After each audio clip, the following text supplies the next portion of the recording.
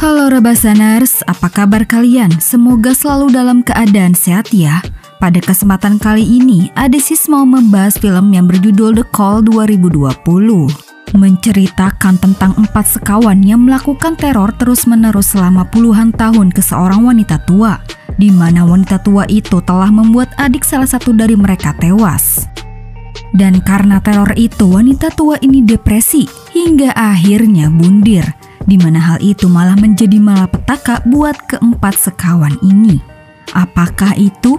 Penasaran kan? Yuk langsung aja kita ke alur ceritanya.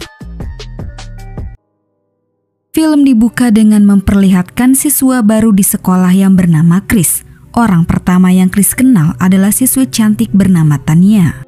Sebagai murid cewek yang agak sedikit bandel, Tanya menghampiri Chris duluan untuk berkenalan. Ya, Chris bercerita bahwa orang tuanya sudah bercerai. Chris terpaksa pindah sekolah karena ikut dengan ibunya.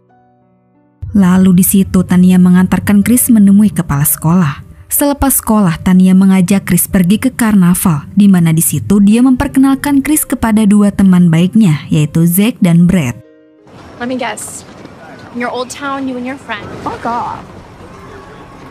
Mereka adalah kakak beradik yang tengil. Akan tetapi sebenarnya meskipun tengil, mereka adalah orang baik. Malam itu mereka asik memainkan berbagai macam permainan di karnaval. Tetapi di sela-sela waktu, Tania sempat melihat sosok adiknya yang bernama Laura sedang bermain kuda-kudaan sendirian. Saat diperhatikan terus, Tania menyadari Laura tiba-tiba menghilang. Setelahnya mereka bercerita di depan Chris bahwa dulu Tania memiliki adik bernama Laura. Tania dan Laura berasal dari keluarga yang sibuk, sehingga orang tuanya selalu menitipkan mereka di tempat penitipan anak yang dikelola oleh wanita tua bernama Edith. Karena kelucuannya, Laura menjadi salah satu anak kesayangan Edith. Namun suatu ketika Laura menghilang dan dinyatakan tewas. Nah, dari cerita Tania yang dibeberkan, orang yang dicurigai atas hilangnya Laura adalah Edith. Dan semenjak itu Tania benci, dan sampai saat ini Tania bersama Zack dan Brad selalu meneror Edith sebagai bentuk balas dendam. Kebetulan pada malam itu Tania, Zack, dan Brad ada rencana mengerjai Edith. Ketiga sekawan ini pun mengajak Chris untuk ikut beraksi bersama mereka. And she's a rich bitch. She hired a fancy lawyer. Setibanya di rumah Edith, Tania, Brad, dan Zack melempar kaca rumah Edith dengan batu serta bangkai hewan. Tetapi saat giliran Chris, dia menolak dan tidak bisa. Kemudian mereka pun kabur, namun tiba-tiba aja mereka dihadang oleh Edith. Di situ Edith tidak mempermasalahkan perbuatan mereka, tetapi dia lebih menunjukkan betapa bencinya Edith terhadap ketiga sekawan ini, terutama kepada Tania. Yes, you will. Tidak mau kalah, Tania juga masih menyimpan kebencian atas kejadian di masa lalu kepada Edith. Akhirnya teman-teman ini pada kabur dan puas. Sementara itu Edith bercerita kepada suaminya yang bernama Edward. Edward begitu sangat mencintai Edith, ia akan melakukan apapun demi istrinya. Usai saling curhat, Edith menyendiri di kamar sambil mengamati foto Laura. Ada sesuatu yang membuat Edith sangat membenci karena tidak bisa menahan perasaan itu. Akhirnya Edith pun bundir. Kabar kematian Edith akhirnya sampai kepada 4 sahabat ini. Chris yang dasarnya anak baik dan merasa tidak ikut campur dalam masalah ini, merasa bersalah atas kematian Edith. Dampaknya Chris tidak masuk kelas selama beberapa hari. Chris dan 3 sahabat barunya ini janjian di suatu tempat. Di situ mereka sama-sama tahu apa yang sudah terjadi, tapi Chris merasa bersalah karena kematian Edith tepat setelah mereka mengacau di kediamannya. Brad memilih untuk menutup mulut semua teman-temannya. Karena hal ini mereka sempat berdebat. Kepergian Edith membuat Edward sangat terpukul, tetapi ekspresi Edward sangat dingin seperti tidak terjadi apapun. Suatu ketika Edward menghubungi Chris, Tania, Zack, dan Brad untuk datang ke rumahnya. Tania meminta penjelasan kepada Edward mengapa mereka berempat bisa ada di rumah dirinya. Di situ Edward memberitahu bahwa mendiang istrinya ingin memberikan surat wasiat kepada mereka. Edith sangat suka sekali dengan sebuah permainan. Di dalam surat wasiat itu, Edith ingin keempat anak muda ini memainkan permainan yang dibuatnya. Edward menjelaskan di ruangan belajar atas rumahnya ada sebuah telepon. Permainannya cukup simpel, di telepon itu ada nomor yang harus mereka hubungi. Dan satu persatu mereka naik ke atas dan hanya cukup menelpon selama 1 menit, lalu keluar melalui pintu belakang dan menang. Awalnya Tania ragu dan menolak. Dia curiga bahwa Edward akan berbuat sesuatu. Dia pun memutuskan untuk pergi. Tapi sebelum pergi, Edward memberitahukan suatu hal yang penting, di mana Edward menceritakan bahwa Edith bundir akibat ulah mereka berempat. Di dalam wasiat istrinya, di situ sangat jelas Edith menuliskan semua dan menjelaskan betapa depresinya Edith diteror oleh Tania, Zack, dan Brad selama bertahun-tahun. Maka dari itu, Edward ingin mereka berempat mau mengikuti permintaan terakhir istrinya untuk bermain game. Jika tidak mau, Edward akan melaporkan mereka ke polisi. Jadi pilihannya, mereka yang angkat telepon atau Edward yang akan menelpon. Mau tidak mau, akhirnya mereka berempat pun setuju. Zack terlihat tangguh. Edward menunjuk Jack giliran yang pertama, lalu yang kedua Brad, dan ketiga Chris, keempat Tania.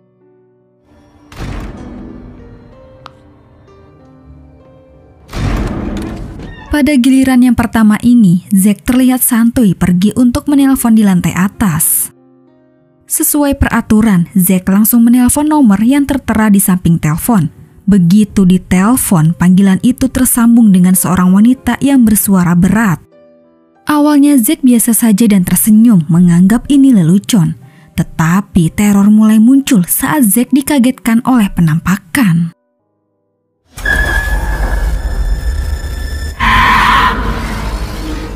Wanita itu pun berkata bahwa sekarang Zack berada di dunianya. Seketika Zack ketakutan dan menutup telepon. Ia memutuskan kembali, tetapi anehnya Zack malah masuk ke dunia masa lalu, di mana saat dia masih kecil, Zack dan Brad selalu disiksa oleh ayahnya yang kejam yang tukang abok.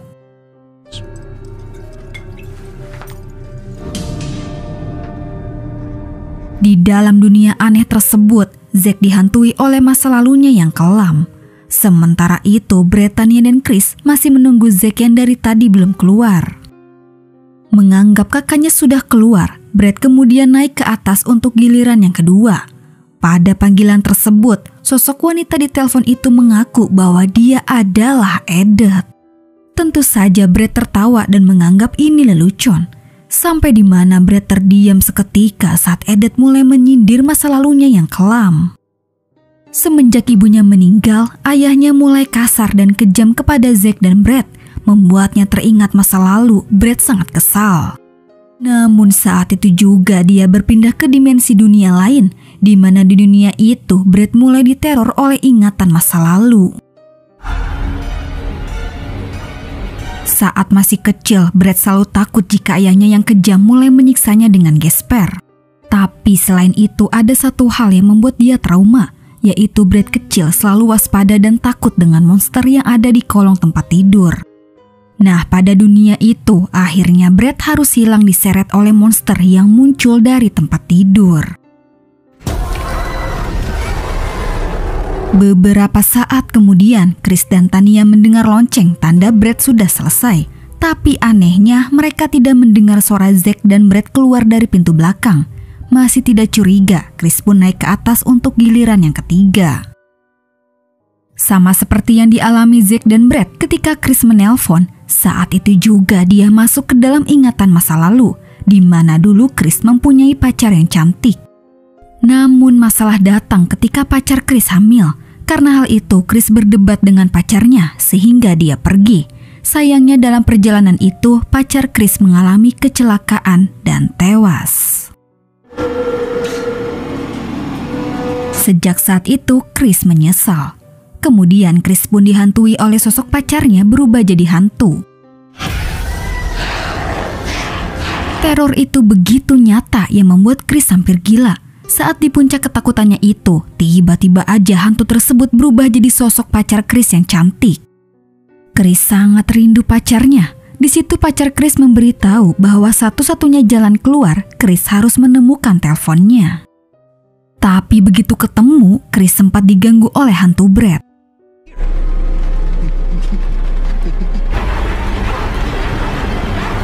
Pada akhirnya, Chris orang pertama yang berhasil kembali ke dunia nyata.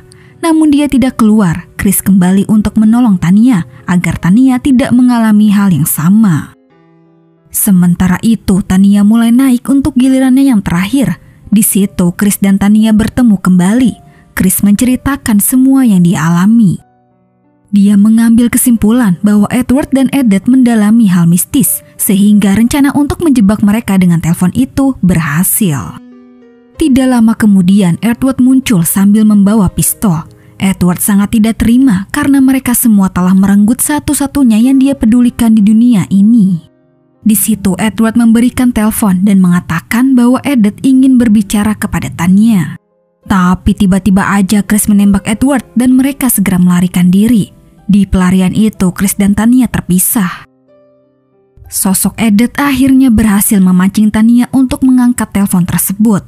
Dan saat itu juga Tania terjebak di dalam masa lalu. Di masa lalu diperlihatkan sebuah tempat penitipan anak milik Edith.